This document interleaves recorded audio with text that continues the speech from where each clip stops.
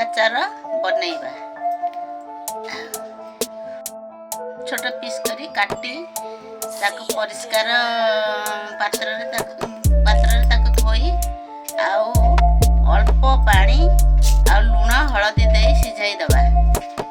ତାପରେ ତାକୁ ଛାଣି ଦୁଇଟା ଖରା ଭଲ ପାତ୍ରରେ ଶୁଖେଇବା।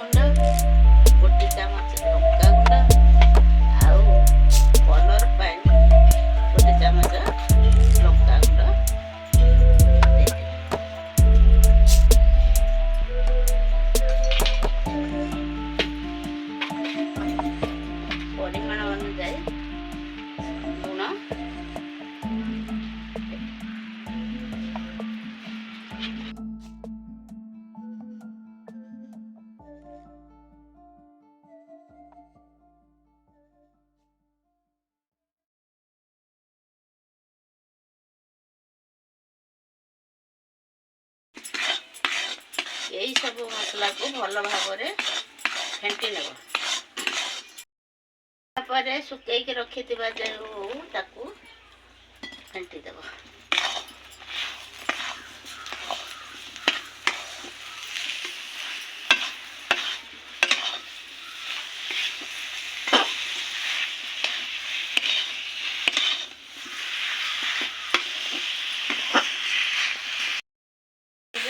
ଅଳ୍ପ ଜାଳରେ ଚଲେଇବା।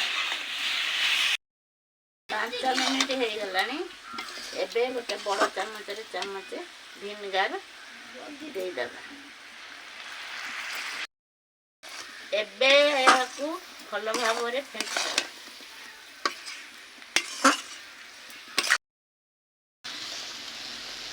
ଏବେ ଏହାକୁ ଗୋଟେ ପାତ୍ରକୁ ବାହାର କରିନେବା।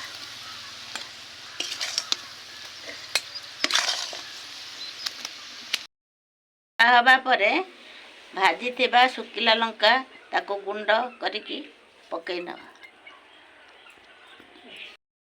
ଜିରାକୁ ଗୁଣ୍ଡ କରିକି ଦେଇଦେବା।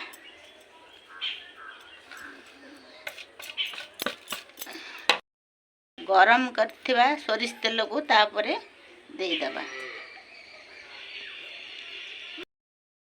ଫେଣ୍ଟି ନେବା।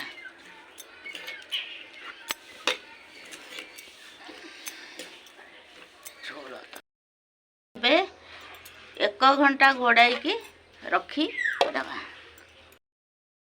ହେଇଗଲା ouachar। ଏହାକୁ ଅନେକ ଦିନ ରଖିକି ଖାଇପାରିବେ।